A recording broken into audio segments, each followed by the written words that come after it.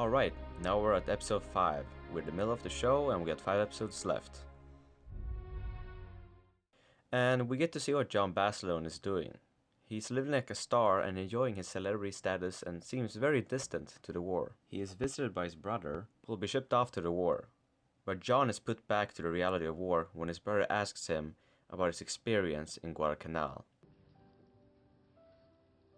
How scary was it? Guadalcanal. I hope I don't freeze up or make a mistake is all. I hope I can be as... George. Don't feel like you need to prove nothing. You know what I mean? No, I don't... You know what I mean? Yeah. A good moment showing that he has not forgotten and carries what he went through even with the celebrity life he's living now. But now we're put back with Eugene arriving to Pavuvu.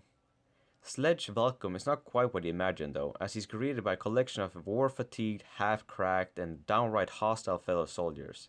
He is mocked and given grim old drum cleaning duty, watched by the seemingly sadistic and mad soldier Snafu, that shows them little respect as they have not earned it yet, because they're the new guys. Eugene then finally finds his friend Sydney, and it's the only comfort he gets as everyone else seems so hostile, although not for long as he's due to be rotated back to the United States. He shares a moment when he asks Sydney how it is. What's it like?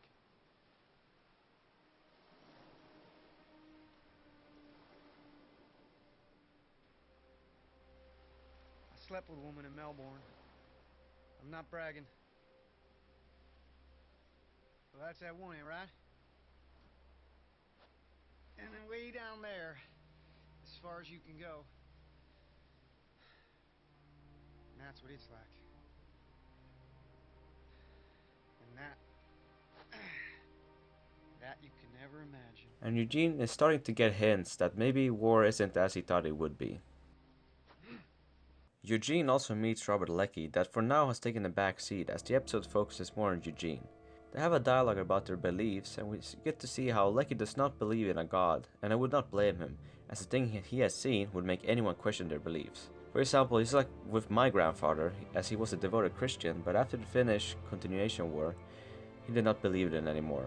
And it's now where the series starts to ramp up a lot more, when the Battle of Peleliu begins. Usually it's been battles during the night or very small and short skirmishes, but now it's a big battle happening.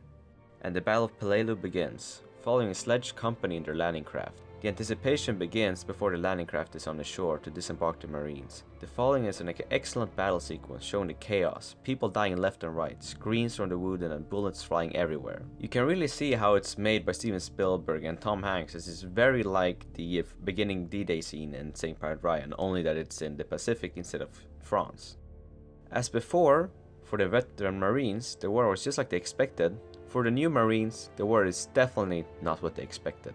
They eventually manage to get their way out from the beaches and set up positions. And again, we get to see the wrong side of Snafu, as he loots a Japanese body and cuts out the teeth as it has gold fillings.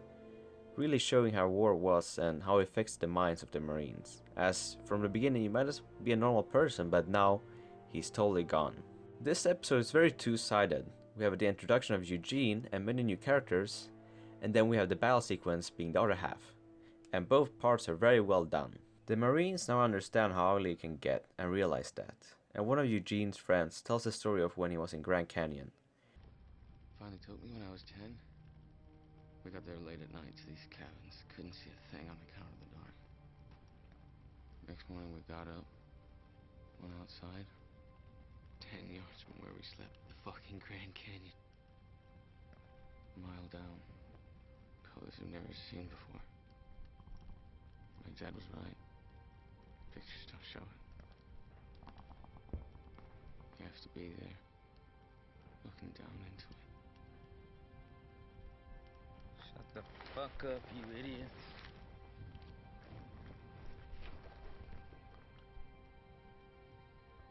You have to go out there tomorrow.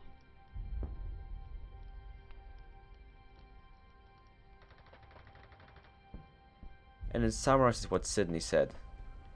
If you can't imagine it, you have to be there to truly understand.